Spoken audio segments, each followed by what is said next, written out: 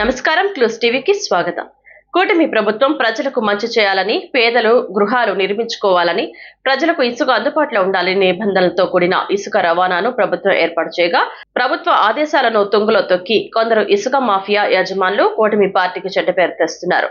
ఇక జరిగేది చూడలేక సహనం కోల్పోయిన కపిలేశ్వరపురం గ్రామ ప్రజలు రోజురోజుకు అడ్డు అదుపు లేకుండా భారీ వాహనాలతో ప్రజలను భయభ్రాంతులకు గురి చేస్తున్న ఇసుక లారీలు వస్తుంటే మృత్యు వస్తున్నట్లు ఆ గ్రామ ప్రజలు ప్రాణాలు గుప్పెట్లో పెట్టుకుని రోజులు గడుపుతున్నారు. గోదావరి నదిలో నుండి భారీ మిషన్లతో లోతైన గుంటలు తవ్వి నీళ్లతో లారీలకు లోడ్ చేయగా భారీ వాహనాలు అధిక బరువును వేసుకొని రోడ్డు మీద వస్తుంటే ఒక పక్క నీళ్లు కారుతూ మరో పక్క రోడ్డును పాడు చేస్తూ బురదతో నిండిపోయిన రోడ్డును చూసి అటుగా ప్రయాణిస్తున్న ప్రయాణికులు లారీలకు సైడ్ ఇచ్చే క్రమంలో ఆ బురదలో జారి అదే లారీ కింద పడతామా అనే భయంతో అటుగా వెళ్లడానికి భయపడుతూ కొందరైతే అటుగా వెళ్లలేకపోతున్నారు. అదే గ్రామంలో కొంతమంది అంగవైకల్యానికి గురయ్యారని గ్రామ ప్రజలు వాపోతున్నారు. ఇటీవల కాలంలో నదిలో కోల్పోయిన ప్రాణాలు ఎన్నో చూస్తున్నాం. అయినా జాగ్రత్తలు పాటించుకోకుండా ప్రజల ప్రాణాలతో ఆడుకుంటున్న కొందరు ఇసుక మాఫియా యజమానులు. డాక్టర్ అంబేద్కర్ కోనసీమ జిల్లా మండలం కేంద్రం కపిలేశ్వరపురం ఏటుగట్టుపై వెళ్లే ఇసుక వాహనాలను స్థానిక గ్రామ ప్రజలు ప్రమాదాలు చూడలేక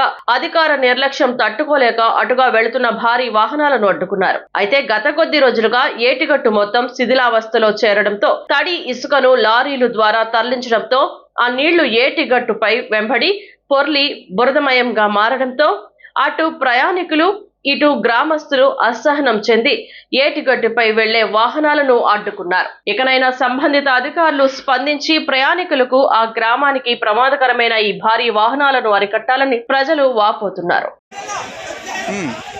ఇప్పుడు గోదావరిలోంచి వెళ్తున్నారా? స్టాక్ లోంచా గోదావరిలోంచా?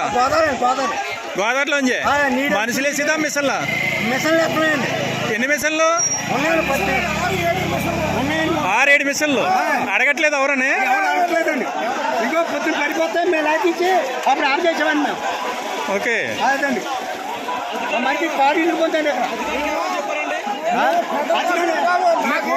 పెద్దల కోసం అధికారులు చెప్పారా? చొక్కా వేసుకోండి. అధికారులు గ్యారెంటీ పైసలు ఇచ్చారా? ఇప్పుడు బాధ కలిగింది. ప్యాసింజర్ పడిపోతుంది చెప్పలు తినేస్తుంటే బాధ కలిగి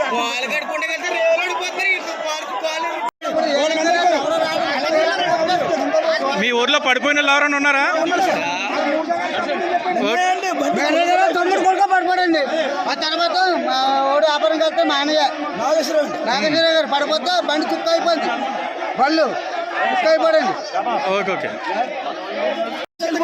అప్పుడు చెప్పండి. వాటర్ తోటి వేసుకెళ్ళిపోతున్నారు.